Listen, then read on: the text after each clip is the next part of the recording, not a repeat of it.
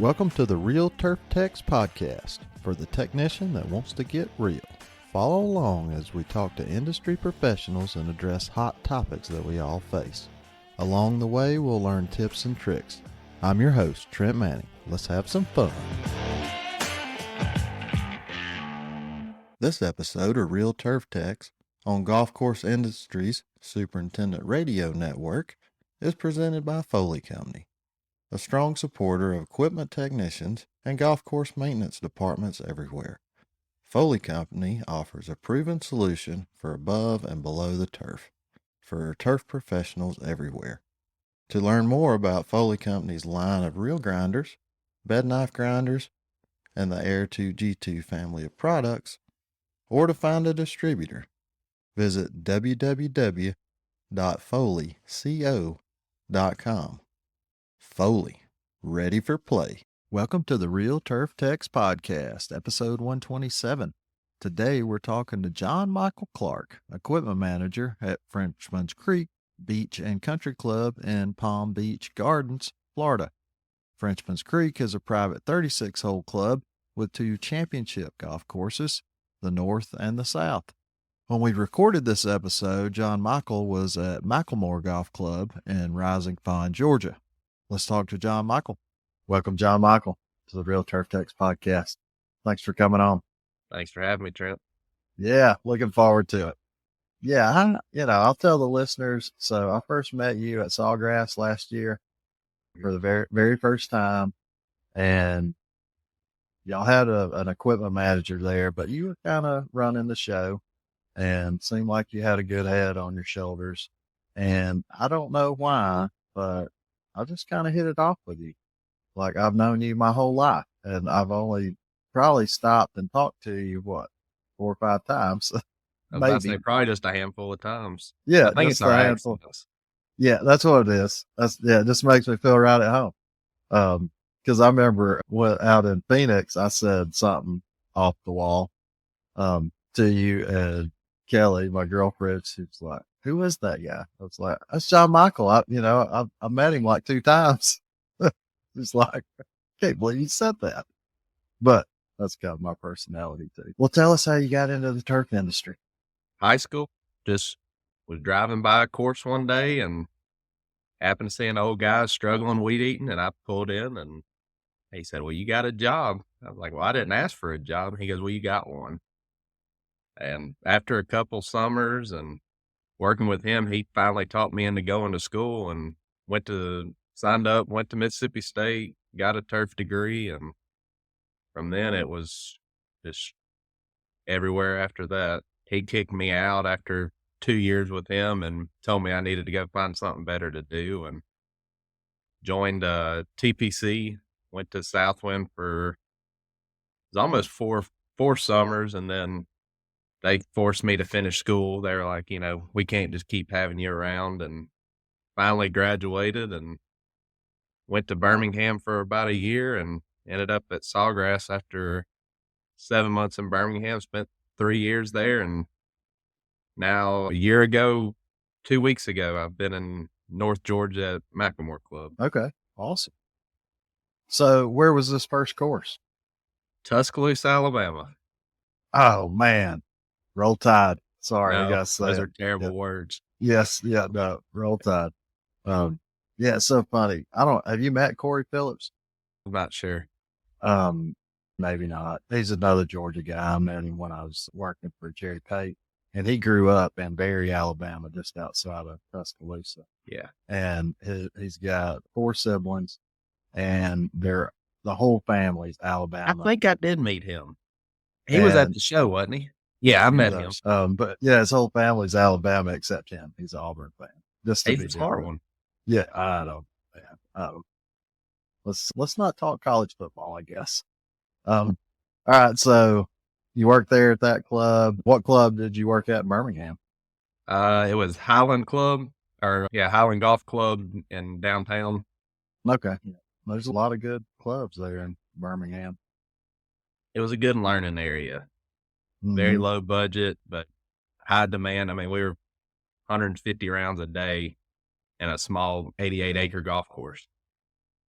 Yeah, that's crazy. So how did you get into the shop? When I was at North River, I think it was like week 3, our mechanic just didn't show up. Wait, hang on. North River? Yeah. That's the one in Tuscaloosa? Yeah. That's where Corey started working. I think me and Corey just missed each other.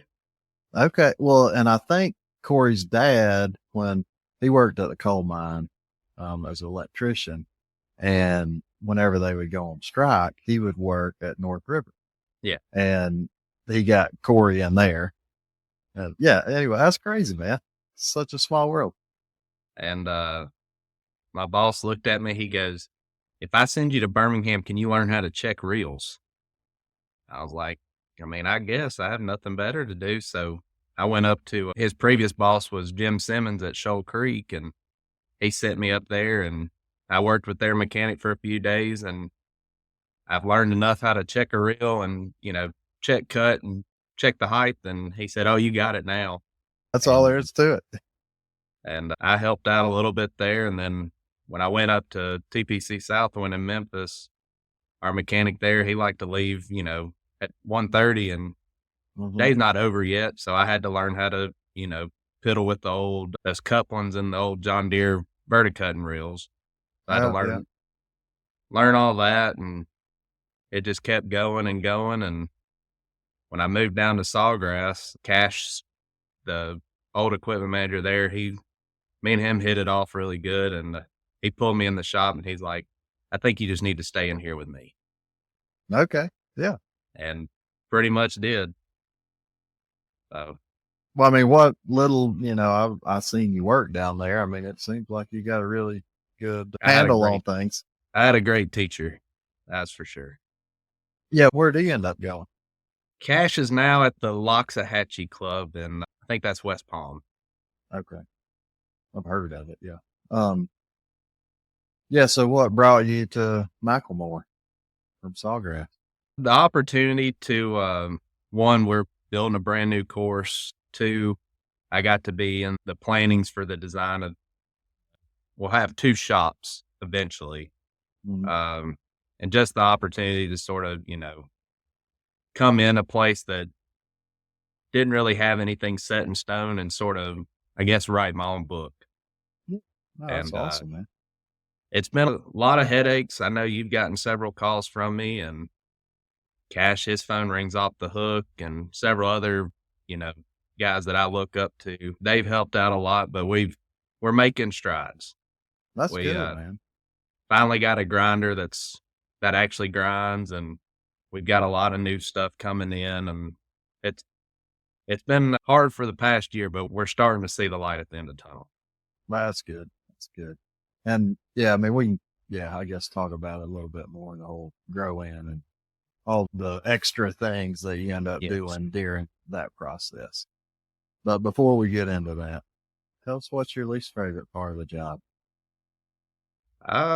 Right now, it's just trying to get crews trained up. We're having lots of accidents, avoidable mistakes, and it's just, you're getting what you're paying for right now. We've got a lot of younger guys that they don't know.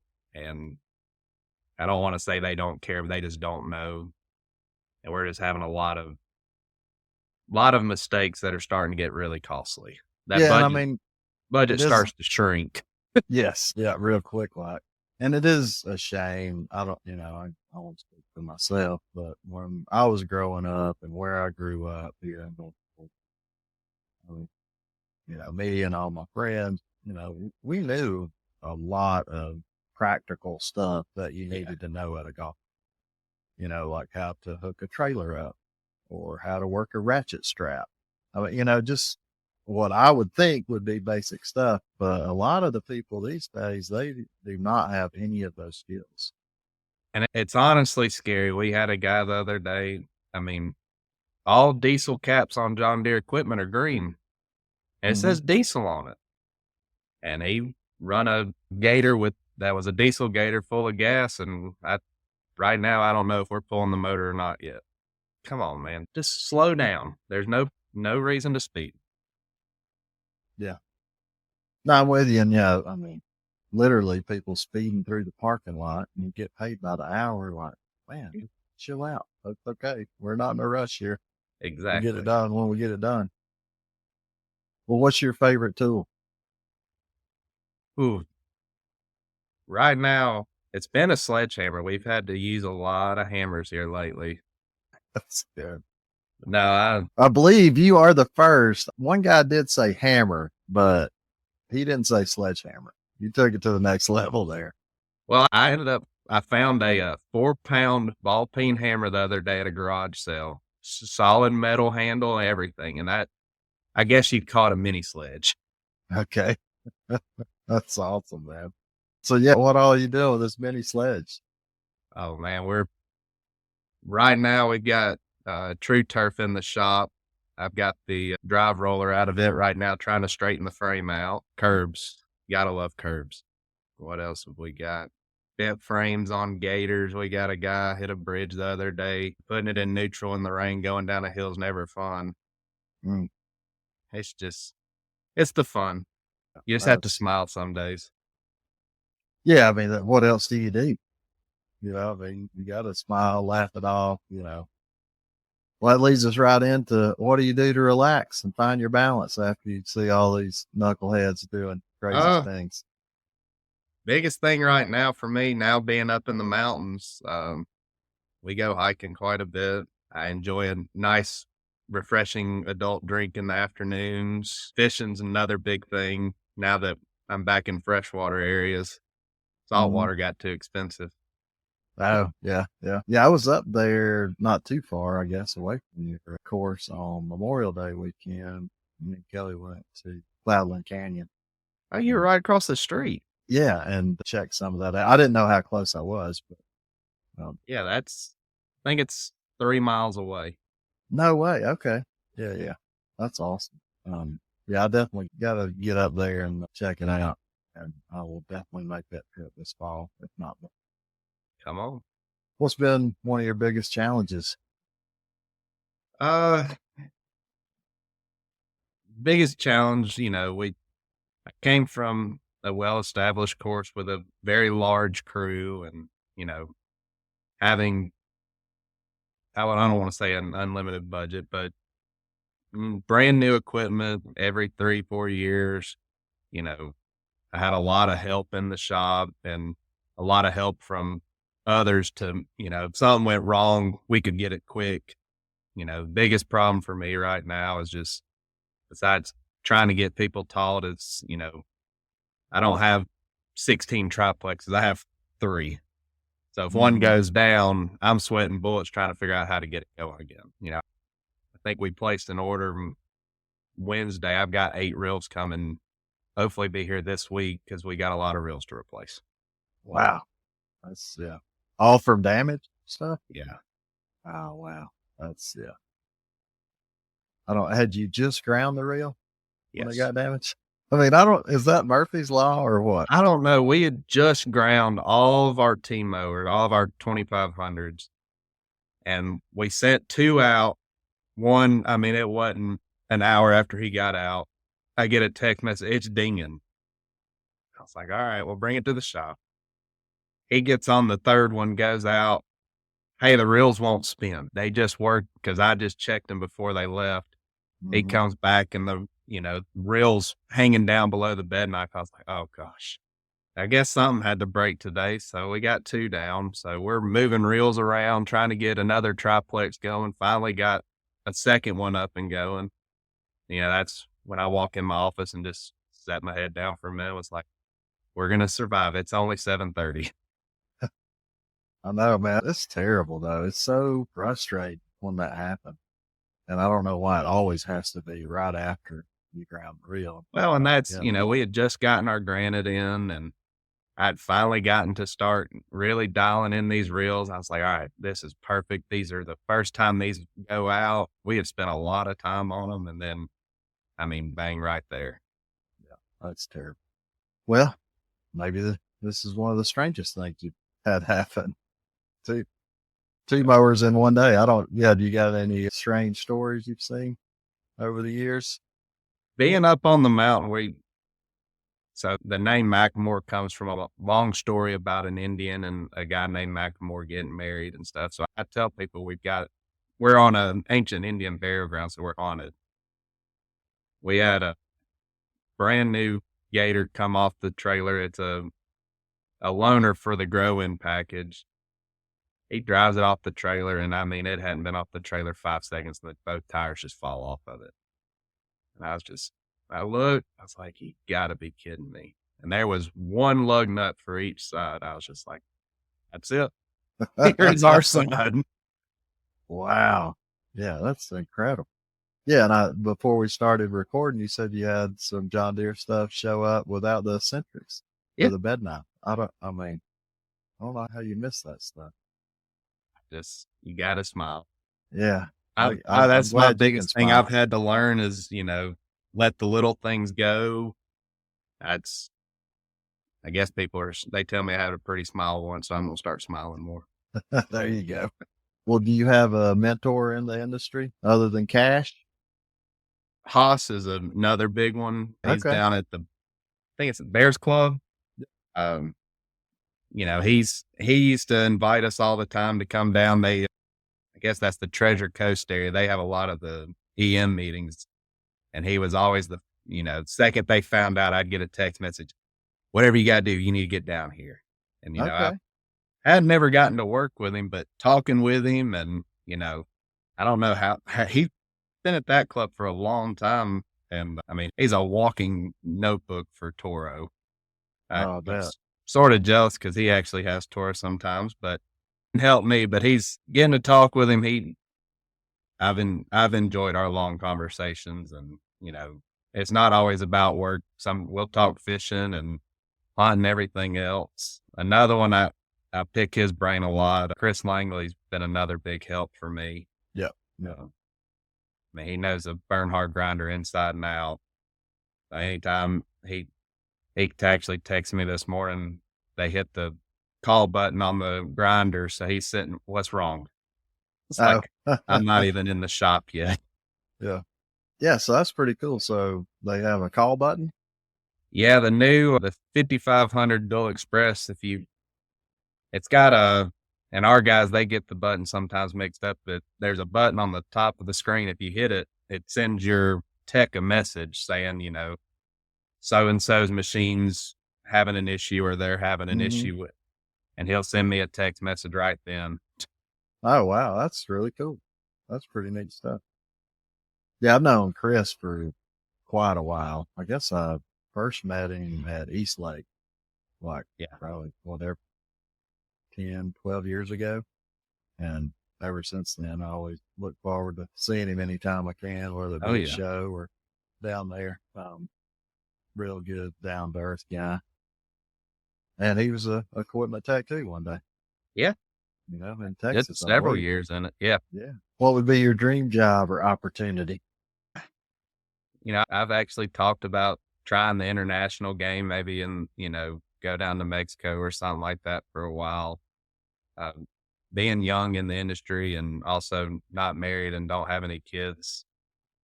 I've lived in a camper for 3 years when I was in Florida, so it was nice being able to just bounce around and stuff. I finally bought a house, so it's a little harder to move now, but I'm wanting to either, head international or something or head back to Florida, in several years. Do you like the Florida golf atmosphere where It's it's kind of go? a constant go. I guess it kept me on my toes, and, I told somebody the other day, now that I have weekends off, I was like, I feel lazy. Yeah. I don't know. And I've thought about it, but I'm like, I don't know. I don't want to work, 13 months out of the year No kidding. like they do down there. I mean, it's not. Well, and those 60-hour weeks add up really quickly. Mm-hmm. Oh, yeah, yeah, for sure. Yeah. How many guys did y'all have in the shop? The most that was ever there while I was there was 4. Yeah. 3 techs and 1 equipment manager, and it fluctuated, during the time I was there. I think we had 5 at one time. We had a part-time one of the colleges there had a student that came in sort of like an internship and worked 2 or 3 Mm-hmm. days a week, but I think she worked 15 hours a week, so I don't consider that a job. Yeah. The other cool thing is y'all had the wash bay attendant. Yeah, that That was was cool. yeah. I thought. Chip Chip probably had the hardest job out of all of us because he knew that if they didn't wash it right, he had to go wash it. So he sat out Ah, there and yeah, made sure it got done right. yeah, Yeah, that's awesome. You got a technician you'd like to work with for a day? I'd love to work with Haas or Chris Johnson would not be another good one. Mhm. Got to talk with him a little bit a while back about grinders, and I know he runs SIPs, but I talked to Mike Rollins at the show, and he I guess hit the right nerve, so I got curious about him and just wanted to learn about him, and went and saw, oh shoot, I can't remember his name. He's at East Lake now. Went and saw him when we went down to y'all's place. I got to check out his grinders for a day. So Chris Lewis? yeah, Yeah, yeah, yep. Okay. I don't know. There's so many. Yeah, no, there's a bunch of good techs out there. And there's a few of us in Georgia, not too far from Yeah. you know, Corey and John Patterson. Uh, Josh Brown, he's at Indian Hills. He's another good guy. Yeah, I can't think of all of them off the top. Charlie Carr, he's at Hawks Ridge. I mean, yeah, you met him, yeah, at my shop. Mhm. Yeah, super I need cool. to make it down to the Atlanta area more. I'm so green for that area. I mean, I know how to get to your course and I know how to get to East Lake and that's it. And hopefully, we slow down this fall. We'll start getting together. I mean, we had that one get together at my shop and you came and Charlie came and that was about it. And it was funny, I texted everybody and they're like, oh yeah, that day's good. That day's good. And that, it comes up and it's like, yeah, I can't make it. So hopefully this fall we'll get together again because I mean, it's fun to me to get a bunch of people, like-minded individuals together in the same room and see how other Absolutely. people do stuff. Well, what do you know now you wish you'd known on day one? Ooh, that's a You can hard thank, one. yeah, you can thank Miles Kemp, Birdie Bar, for coming up. That's his question. Probably how to, I guess how to talk to others, I get in the moment sometimes and it comes out. I don't mean it bad, but it does come out that way. And sometimes, it's like, what was I thinking? But I've made it this far. Well, yeah, yeah. I mean, it's hard. It's challenging not to take some of this stuff personal. And I know, people are not doing it necessarily intentionally, but I mean, it's hard. It's really hard. And it's hard not to react like you want to react. Well, and, you take ownership of everything in that shop because at the end of the day, it is yours. Mm-hmm. And, Yeah. somebody mistreating something of yours, it doesn't usually go over well. No, not at all. That leads us into how do you deal with that person? Well, right now, with our new HR department, I don't handle anything. I pass it on to the assistants and superintendents. I'm blessed with a great superintendent that he listens, and usually he can combat stuff before I even get a chance. He's done a great job of wrangling in people. I told him from day one that I was like, there's got to be the nice guy, and I was like, I prefer it to be you. You have to work Mm. with him every day, so he's the nice guy. Yeah, no, that's all right. That works. It's a team effort. Absolutely. Yeah. Do they have at your club any kind of, so what happens to an employee if they damage something and it's. So we just implemented a couple weeks ago. I actually stole it off of one of our Facebook groups, the point system.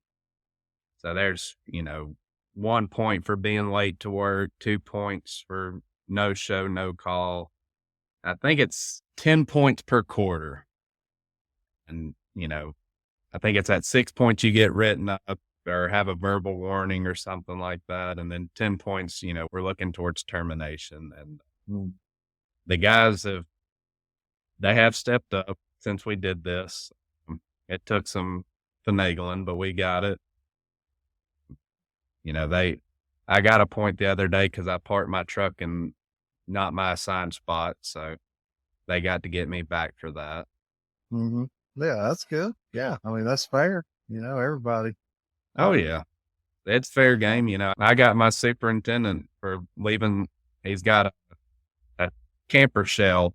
He's left it in the shop for, I think, a month now. I was like, dude, you got 3 points. Like, it's in space. Yeah, that's good stuff. Got to get the boss in there too. Oh, yeah. One thing that we did, and it was mainly just for people being late, and I think it come from Athens Country Club, so out, close to UGA, when our superintendent at the time, he worked at Athens Country Club, and he was going to UGA, and they had 3 strikes. Mm-hmm. If you were late 3 times, that was it. No questions asked. Three lates, gone. I mean, they didn't play, and I think about that now. If we had that policy, we wouldn't have anybody working with us. I wouldn't be working. Yeah, right. Yeah. Yeah. I know. It's crazy. Well, we have to have a little bit of leeway. So we'll get these fogs up on the mountain. It's insane. You can't see 100 feet in front of you. And, I actually called it the other day. I was like, I can see work, but I can't see the road good enough to get there. I was like, Wow. I'm going to park on the side of the road and wait. Mm-hmm. That's crazy. Right pick. Get ready for tips and tricks. Well, what kind of tips and tricks you want to share with us? Some of your favorites. The biggest thing that I learned with John Deere, when I was at Sawgrass, they were big into the granite, and finally got one, and I live by it. I've got a technician that he's been around the Chattanooga area for 20 years, and we finally started playing with it the other day, and he's, he calls it the magic, because if you do it right, it all works out just right. That's probably, my best thing in the shop right now, because we're still going through mowers. We've had it set up for 2 weeks now, and just the amount of equipment, me being pulled to both courses right now, we hadn't had a chance to get through everything. That's, I guess, my trick or tip. Yeah, well, walk us through that process. How do you do it on the granite? How do you square one up? So we follow Stephen Tucker's way of doing it. We'll roll get the height set and everything, and roll it back, lock it down, and take a surface gauge and measure it out, and divide by 4, move the eccentrics as well as the height adjustment on it. And if you do it right, you just roll it back forward and same height on both sides, and, ready to go. And it took me a while, and talking with others that were doing it, because that brain wasn't, I guess, as complex enough to understand what I was actually doing. Finally, when I was at Sawgrass, seeing that, some of the heights we were mowing at, we were getting pretty low. And finally, one of them Cash took me out there one day, and he pointed, he goes, "Now you see it?" He goes, "And that's less than 10 thousandths from, corner to corner." And I was like, and that's why you're such a stiffler on, if it ain't 2 thousandths, it ain't right. Yeah. So, when you're doing that, do you adjust on the same side? Yeah. Yeah. If you move the eccentric on one side, you're moving the back roller on that same side. Correct. Okay.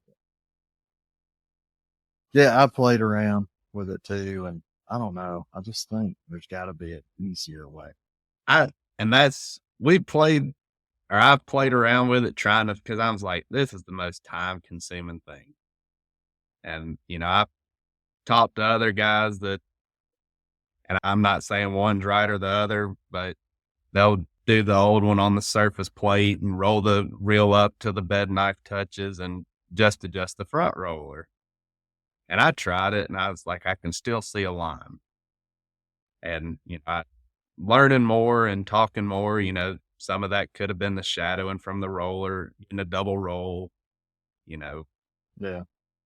I go back to it every time, and it's been faithful to me. So I've stuck with it. Well, yeah, I mean, it's like the old saying goes, if it ain't broke, don't fix it. Exactly. And not that it's so hard to do. I mean, it's not hard. It's just really time consuming. Yes. And I mean, we'll just say 10 minutes or 5 to 10 minutes of reel, shoot, once you do a triplex, you're half an hour in. Yeah, easily. And then what about a fixed head mower? How big a pain is that? So we have the 220 SLs. It's a nightmare just because you have to take the side plate off, and the eccentric on it is so finicky because if you don't tighten the bolts back in the correct order, a certain order, it'll pop right back out. But we went and got all those done on a surface plate. I guess it was in October of last year, and honestly, we put them on the granite and they haven't moved.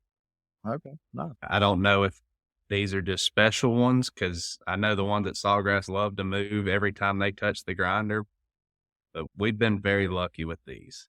That's Hopefully awesome. it's a one and done deal. Yeah, do you think it's the way they're transported or anything like that? I don't think it's because, these guys are just as rough as they were down there on transport, and I really think it's just the amount of use. We swap in and out with fixed heads. Mainly we're using those early in the year, and in the, wait till the fall. We've got our flex heads right now going. I really think it's just the amount of use. We're actually using our fixed heads right now on the new course just because we're trying to get a little aggressive. We've got, I think our oldest green's 3.5 months old right now over there. So we're about to start setting some groomers down, getting those to start thinning a little bit. Do you think the fixed head cut's more aggressive? Yes. And in my personal opinion, I know you can adjust the flex head, you can do so much more adjustments with it, but just something about a fixed head mower. I want to say Toro now on their latest fixed head, the rear roller is adjustable, I think. The drum. You can move it. There's like 2 positions depending on your height. That. Yeah. Which is, pretty slick. And I run a not Deere, but I do think Toro's ahead of the curve on a lot of that stuff. On cutting unit geometry and a lot of those. The hardened reels and hardened bed knives are a game changer. Oh yeah, hands down. And Tony out at Trinity's Forest, he done a test to get John Deere and Toro on his Georgia fairways, and the Toro blew it out of the water. And he was counting, the number of clicks he was doing, to adjust each time it came in. And it's some hardcore data he's got going on. But I think it was last year. We went down, me and another tech that worked at Sawgrass together. We went down to see Cash and, have to give him grief sometimes. He's getting old, so we have to keep him going. And we went and watched him, check his mowers in. And I was like, you just gave him a click. I was like, well, you must have ground last week. He goes, oh, we ain't ground 3 weeks on greens. I'm like, you're kidding. He goes, I ain't going to grind for another 2 or 3 more weeks. So I was sitting out there thinking, I'm about to go take the top dresser out and throw some gravel on these greens so he has to grind some more. Mm-hmm. But he's running Toro? Yeah. That's something. Well, and I've talked to a lot of people. So our new course is going to be it's wall-to-wall zoysia, except for greens. And I was like, we're going to be grinding every 2 or 3 cuts. I don't know what they're doing now at East Lake, but like when I first started helping out down there for the Tour Championship, David Flowers, he put down there, and he was getting 3 mows and grind. Every third mow or after the third mow, throw it on the grinder. And that's crazy. I was talking to a guy out in Texas the other day, and I think they have Cavalier. I'm not exactly sure. And he's like, we'll send a mower out. He goes, they'll mow 9 holes or the front 9 fairways. They'll bring that mower in, drop it off, grab the other one and go back out. Mm-hmm. And he goes, to extend the life that I can. He goes, it's not that I like it, but he goes, I have to backlap, after they get done with the front 9. And he goes, then when they go out to mow the next time, he goes, when they finish the front 9 with that mower, he goes, the reels come off and they go straight in the ground. And he's like, they were doing the whole, they were reliefing everything. And he's like, I can get 2 mows. And he goes, then we're going grinding. Man, that's crazy. So I got Georgia at our Midtown course, and I mean, Joel, he runs the show down there, but he's getting 7 or 8 cuts. He does lap, every other mow, he'll lap. But that is one thing, I came from, bent grass, and I was technically over that shop, and Joel doing all the work, and because everybody knows I don't work. But anyway, I was, and we lapped a bunch, and what we found out is you get to a certain point where you lap, and the mower's cutting good, you send it out, and, it's only a 9-hole course down there. So, but after 3 holes is, yellowing, pulling the strings out of the Georgia, it don't look good. On that, we did a test. We had a 2653 we sent out the other day to mow some of this stuff, and he mowed a few holes, and I stretched the reels out as far as I could, and we brought it back ground, sent it back out, and then I lapped it once, and I was like, as bad as this sounds, I was like, I'd have rather not lapped it and just let it suffer, a couple more holes. This didn't look right. Yeah. And that's, I guess, what I was getting at. When I started lapping, or I learned how to lap, I wasn't doing it the right way. We would wait till the reels wouldn't cut paper, and then we would lap. Yeah. And that is not the way you should. You know what they say about opinions. This is just my opinion. Oh, yeah. But I think you should lap, before you lose that cut. Because once you lose that cut, yeah, you can lap and get it to cut, but it ain't going to cut very long. So it's really there for maintaining the edge. And I know other clubs, they'll lap every single time they mow.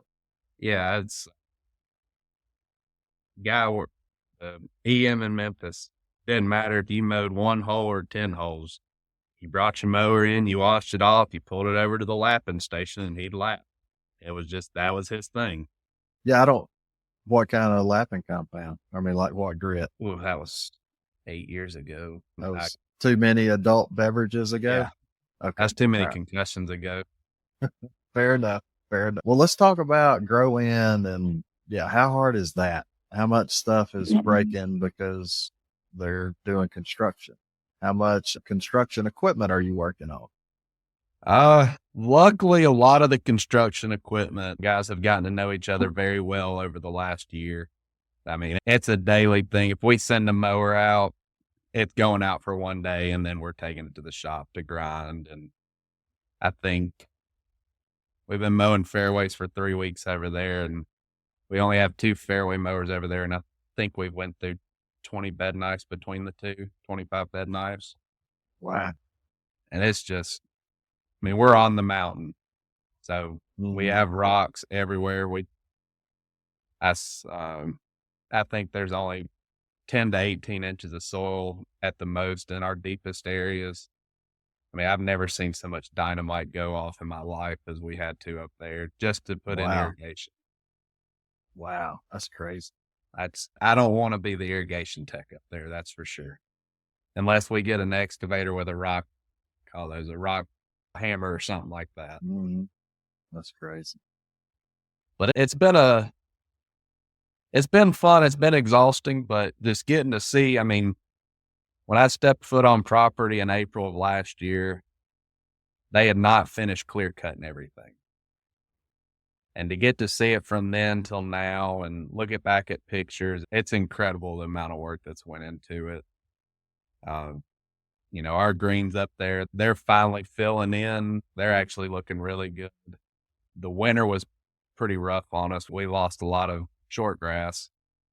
The stuff that we've been getting the last month, it's coming along quick. It's going to be a 1 height or 2 height course. Everything tee to approach will be 1 height, and then the greens will be their own height. But okay, mowing everything right now, it's starting to look good. We're pushing stuff a little bit longer than we should, but with the amount of hitting everything, and where we're having to park equipment over there and the roads that we're transporting on, it's understandable. When is that course supposed to open? September 1 is the last, if I remember right, is the last day that any equipment will be on the course. Okay. So they'll have, a members opening or an investors opening probably the next weekend. I think they're going to start selling some tee times for mid to late October, but it's coming along. They still have a lot of work to go, but it's been a good learning experience. Oh, I bet. So it's Zoysia wall to wall except greens? Yes. Okay. It's Stadium Zoysia. I'm not exactly sure. I know it's a cross between Xeon, and I think it's got the color of Meyer. I'm not exactly sure, but it's for a Zoysia, it's very thin blade. I don't think it's as coarse as some of the older varieties. I mean, it's mowing really nice. Thankfully, we're not mowing this week. We just finished top dressing wall to wall, so they're going to let me have a break for a couple days. Yeah. How often, when you are mowing, how often are you mowing the Zoysia? We're mowing right now twice a week. Yeah. And they've got we're down to half an inch on all the sod that was laid last year and earlier this year. The stuff that was laid in the past 2 weeks, I think we have some at an inch, some at like 750. So they're keeping me busy with weekly height changes, and greens right now are at daily height change. So as quick as I can get there in the morning and go from shop one to the lay down yard. We don't even have a shop. It's the lay down yard. We're changing heights. So How come so many greens out? Just trying to work it down? Working it down, and then we did it in sections. So they seeded 2 or 3 greens, and then they seeded 2 or 3 more greens, and they're all at different stages of maturity now. So we're getting them all dialed in closer. And I think we're at the height on our more mature greens that we're going to stay at until we get closer to opening.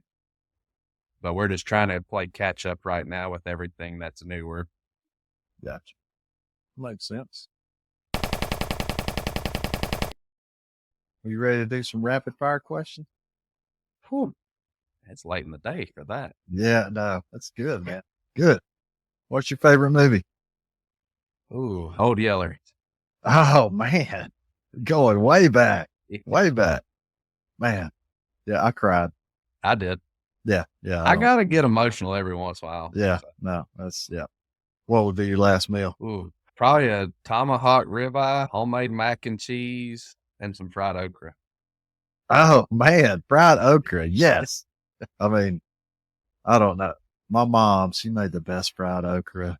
And ever since, I hadn't had any since she passed away 4 years ago. Because, it just it ain't the same. Yeah. And one thing, and I think other people do this, I guess, but she didn't. She used flour and cornmeal to bread her okra. And it was the best thing. I'm going to write that down. Yeah. Whatever I'm doing ain't right. And Granny won't tell me the secret. Yep. Well, that might be the secret. Throw a little cornmeal in there. What are you most proud of? Probably, finally buying a house. That's probably the biggest thing here lately that I can think of. No, that's good, man. That's good. And yeah, I think you should be proud of your career too. How far you came. And who knows how far you're going to go. You might end up in Mexico or somewhere else. And that is one of the cool things I think about this industry. You can go anywhere in the world. Exactly. There's golf everywhere. You pick where you want to be and you can go there. You can find a job at a golf course. Oh, yeah. And for us, the technicians, mechanics and all that, I think we can write our own ticket where we want to go. That's one of our biggest things with finding, I'm looking for 3 more guys right now. And I haven't, it's hard to get anybody to even answer an email. Yeah, that's the economy, I guess, we live in. Yeah, how far is the closest town? The closest town, probably 25 minutes. Yeah. I'm living in Alabama, working in Georgia. Yeah. and it's 30-35 minutes of back roads. Yeah, the area where we are at the mountain, I mean, there's no grocery store. There's nothing for 25-30 minutes. Yeah. So it's definitely a difficult area for hiring, and our pool is not very big. Yeah, because how far are you from Chattanooga? About 45 minutes. Yeah. So, but, who wants to drive 45 minutes up the mountain Exactly. every day? Yeah, that's a tough sell. Well, I wish you the best of luck for sure. Tell the listeners how they can get a hold of you. Twitter, you're on Facebook. On Twitter, Facebook, Instagram. I think it's Clark. I don't get on Twitter much. Y'all talked me into getting back on it, but it's Clark John Mike on Twitter, and then I think it's JM Clark 13 on Instagram, and those are the two easiest ways to get a hold of me. I'd usually check those throughout the day because I'm one of those. I like to post dumb things, Mm-hmm. So nothing wrong with that. Yeah, I love posting. Like, look at this. You believe this happened today? Yeah. And I'll get a call. Did you mean to post that? I guess I should have. Yeah, I sure did. My fat thumb. Yep, blame it on the thumbs. Yes. Well, thank you, John Michael. I really appreciate you being a guest. Thank all the listeners for listening. And if you got any ideas for this podcast or you want to be a guest, reach out to me. We're always looking for guests and always looking for ideas too. Well, thanks for having me, Trent. I appreciate it very much. Hopefully we'll get to catch up soon. Yes, sir. No, we're going to get together sooner rather than later. Thank you so much for listening to the Real Turf Techs podcast. I hope you learned something today. Don't forget to subscribe. If you have any topics you would like to discuss or you'd like to be a guest, find us on Twitter at Real Turf Techs. See you, bye.